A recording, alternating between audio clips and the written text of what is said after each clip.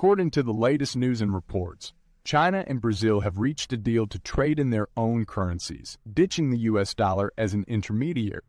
The deal will enable China and Brazil to conduct their massive trade and financial transactions directly, exchanging the Chinese yuan for Brazilian reals and vice versa, instead of going through the dollar. The deal was reportedly signed in February 2023 and announced in March 2023. Experts said that this deal will help build a more resilient international monetary system, one that is less dependent on the US dollar and more conducive to trade growth. They also said that it will reduce the risk of exchange rate fluctuations facing foreign trade companies and thus boost trade growth.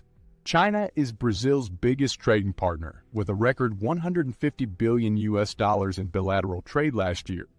The deal is part of China's efforts to expand the global use of the yuan, which reflects the international community's growing trust in it. China has also achieved other milestones in cross-border yuan, settled transactions with Saudi Arabia, and other countries. Hello, everyone, and welcome to our channel. In this video, I'm going to talk about a recent deal between China and Brazil that could have major implications for the US dollar and the global economy. If you're interested in this topic, please hit the like button and subscribe for more videos like this. So what is this deal and why does it matter?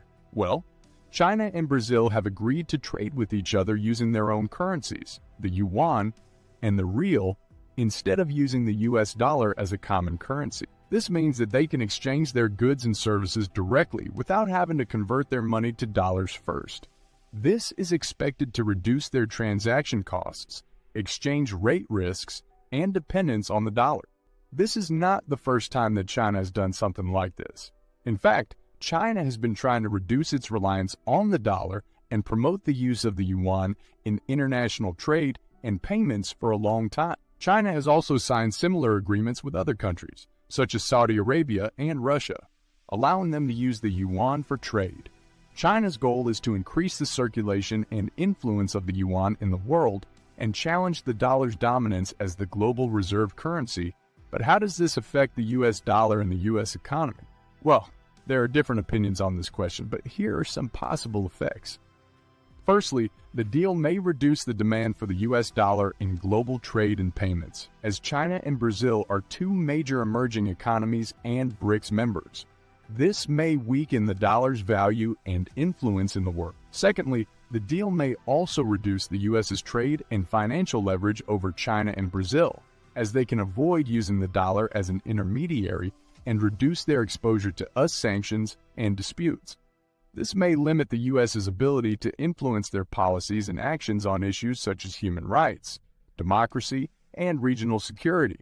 Thirdly, the deal may also reduce the US's trade and investment opportunities with China and Brazil, as they may prefer to trade and invest with each other or with other countries that use their local currency. This may affect the US's economic growth and competitiveness in the global market.